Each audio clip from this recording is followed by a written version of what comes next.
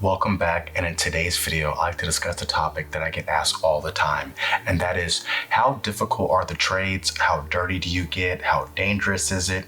And those questions are like multifaceted, right? Where there is no one answer, because as a carpenter, we do so much different jobs that like what one person's career might look like might be different.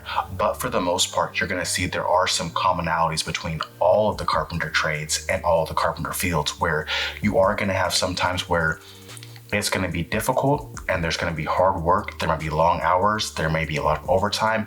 And there's some times where it's going to be really straightforward, 7 to 3:30. It may be like that for 3 months where it's the same schedule. Everything's going to budget. There's no chaos happening. And then sometimes there's the exact opposite where it's just straight up fires everywhere and have to be put out and there's no way to stop it. You have to work Saturdays and Sundays. That costs a lot of money. Everybody's stressed out. So if you have a family member or if you're wondering about getting the trades and you wonder like, what are some of the hardest things that I've done in my career so far? I'm going to talk about that in this video. Now, because the carpenter field is so extensive, you're usually going to be the first people on the job and the last people on the job. It may not be, you as a carpenter, but the carpenter field, right? Like, we're usually the generals, so we're going to be the ones who are going to put the formwork for the concrete foundations. We're going to work on anything that's needed safety-wise as some of the subs do their jobs. And as we kind of build the building up more, we're going to be there. Now, because we get there before there's like sidewalks, before there's like parking lots, it's gonna be muddy. There's gonna be mud everywhere. We're gonna have equipment, whether it be forklifts or scissor lifts, just grinding up that dirt. And because it's usually so much moisture, because we're in Oregon, there's gonna be mud everywhere. You're gonna get mud all over your boots. You might, have material that's sitting in that area and is getting mud flinged over. And so then you're picking that material up and carrying it on your body. You're getting mud all over yourself. So if you are the type of person that can't handle getting dirty, the carpenter field is not gonna be for you. I'm talking about dirt all over you, getting wet, and then maybe dealing with like hardy. So that hardy dust is getting on you and you're just getting like more like filthy. When you have the caulk stuff for waterproofing, that stuff tends to get all over you. I've had it all over my pants, all over like rain jackets. Even if you're gonna do something like epoxy, that tends to get everywhere also. So if you are a type of person who doesn't like, to get dirty or dirt under your fingernails, this is not gonna be the job for you.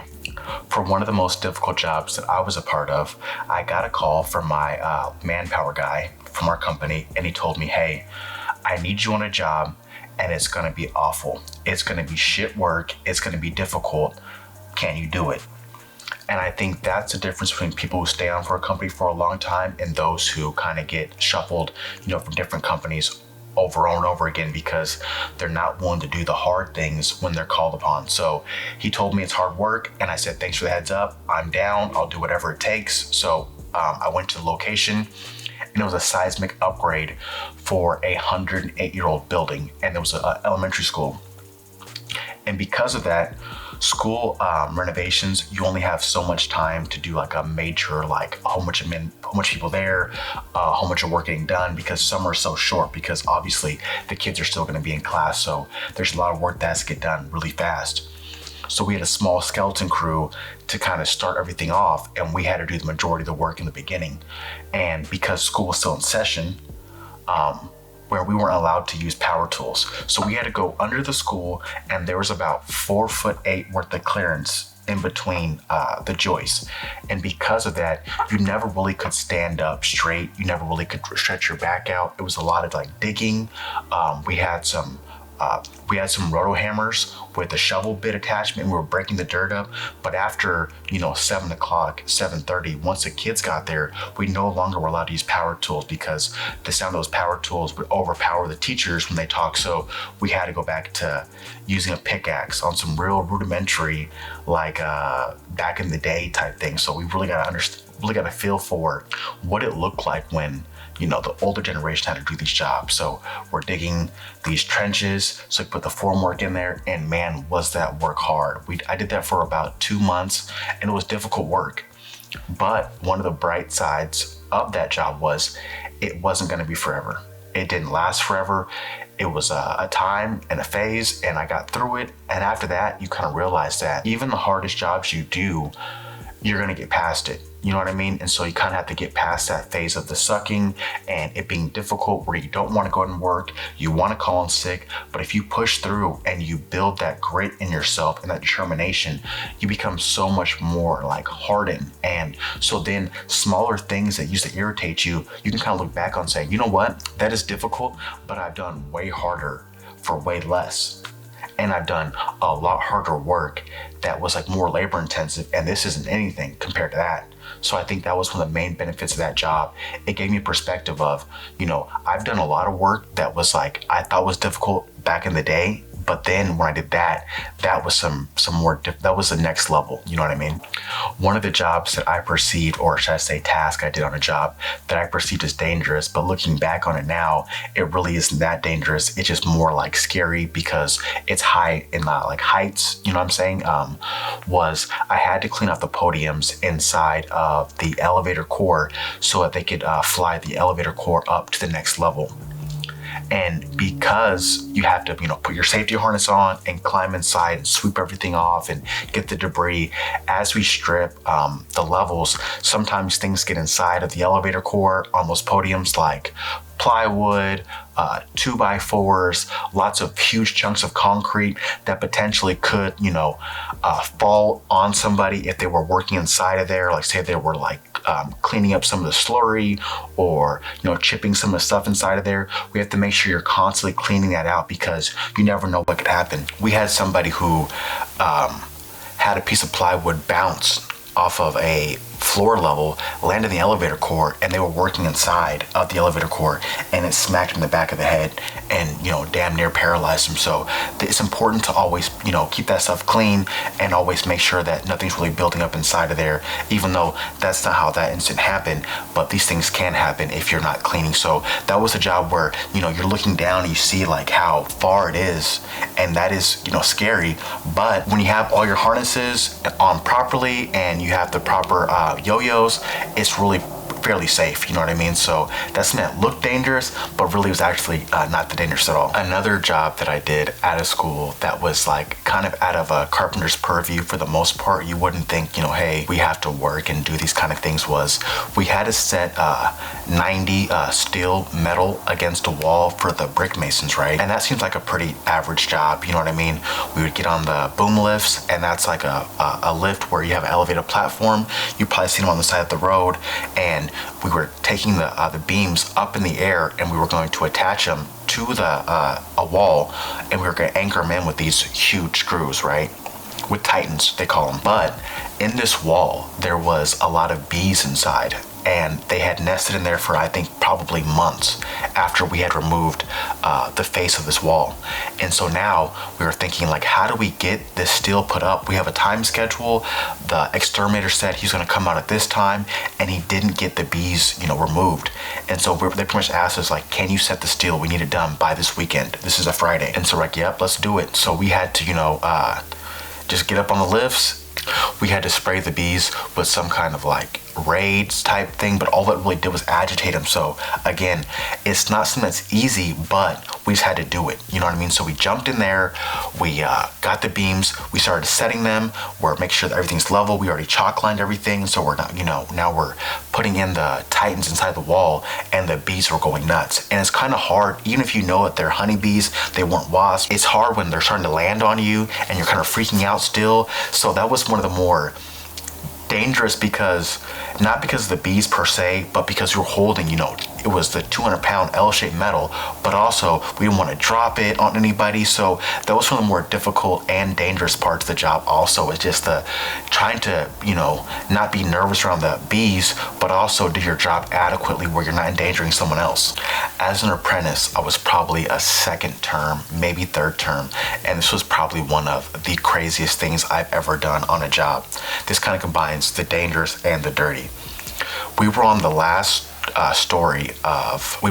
floor of a high rise. It was about 13 stories high, and I got to work in the elevator core. A lot of the more seasoned guys got sent to their jobs, and so they kind of said, we're gonna have one guy who knows what they're doing and a couple of apprentices in there working inside to kind of give you guys a heads up of what it looks like.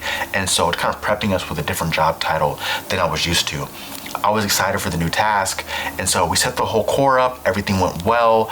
All the brackets were on there, and we started the core pour, and everything was going good. It was kind of crazy to hear, the concrete like showering down inside of the walls, and you could hear it, right? So it was kind of nervous because I've never been a part of anything like that. But one of the crazy parts was, at the top of the elevator core, there was 2 elevations, because at the higher part of the elevation, they were going to put all of the mechanical stuff for the elevator, like as far as like motor system, all those things, the counterweights, all that stuff was going to be on that side. And because of that, we had to be very cognizant of how we poured the concrete. They're called like lifts, right? It's like a section of concrete you pour each hour or 2 hours per, right, around the core. And someone didn't realize that they hadn't secured the plywood on the lower portion, right, where they put it on there, but it wasn't secured tightly enough. And once we poured all the way to that point and started pouring the higher elevation, and they vibrated it, that concrete popped that piece of plywood off, and that concrete started cascading down the wall and was raining inside of the core. And I was, worried because I had never seen anything like that, and I wasn't worried like, how far is this concrete going to pour in this? Was there a failure on the top? And we realized that we poured the concrete too fast, right? We knew it was going to be a long day, but we weren't aware that it was going to be like a 16-hour day. So we tried to rush it a little bit, and I'm not sure if there was too much water put in the concrete, so it wasn't taking off fast enough. But once he stung that, it made that piece of plywood pop off, and then it started coming down inside the core. Well, we tried to secure it with a whole bunch of nails, screws, and the same thing happened. It didn't matter what fastener we put on there. All that pressure from the top portion of the elevator core just made that pop off. So it did about 2 times, and after that we had to call it a day. And just the amount of concrete that was inside of the core was probably about a yard maybe, but that doesn't sound like a lot. But when it's in a place where it's not meant to be, it's not hard, it's not easy to clean up. We had laborers go in there with jackhammers and break all the concrete up. They had to make sure they weren't messing with the brackets, because the brackets were still holding the core in place. So it was just a shit show. So sometimes, even though things are going to be difficult and take longer, it's better to do it the right way than to have to clean up all the mistakes later on. And still, we didn't even finish. So we had to come back and fix that anyway. So sometimes it's better to just grit your teeth, spend the whole 16 hours doing the job properly than to have to worry about it later on. Another thing I'd like to discuss is sometimes you're going to do a job that you would think is not in the purview of being a carpenter, right? Where you think, isn't there labor for this? Why didn't they bring a forklift? Why isn't there a crane set up? Like, this is not fair. I don't want to have to do all this manual labor, like doing things with my hand. This is like ineffective, and I just don't want to do it. Now, these are the times where you're really going to earn your money, because a lot of times it might not be effective, but you're not going to see some of the constraints that are going on, where they might not be able to get a crane in time, or they might not have seen, that the clearance of the doors wasn't going to be big enough to get inside the elevator. And these things happened. I mean, I worked on a job where we had to transport, I want to say like 30 or 40 doors up 11 stories of 11 flights of stairs, because they could not fit in the elevator. And you can't cut the doors down, obviously, because they're built for the size. And these things happen all the time. And these are the times when you have that grit and that determination to say, you know what, this is not ideal, this is not something I like, but you just, grind your teeth and you just get it done. And then you realize after you're finished, it wasn't that bad. I mean, it wasn't great. It wasn't lovely. It wasn't something you want to do again the next day, but it gives you a fulfillment that you only can get when you overcome something that's hard. And when you overcome something that's hard, it feels that much better. And especially because your mind will make things way more difficult than they actually really are.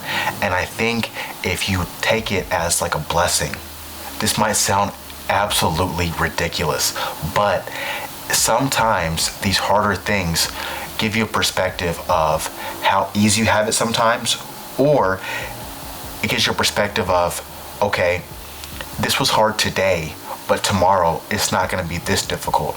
So I take things with a grain of salt, and I just continue on, put one foot in front of the other, and just realize that even the hardest things that happen aren't going to be forever. They're not going to be always, and a lot of times they're a lot shorter than you think. Thank you for watching.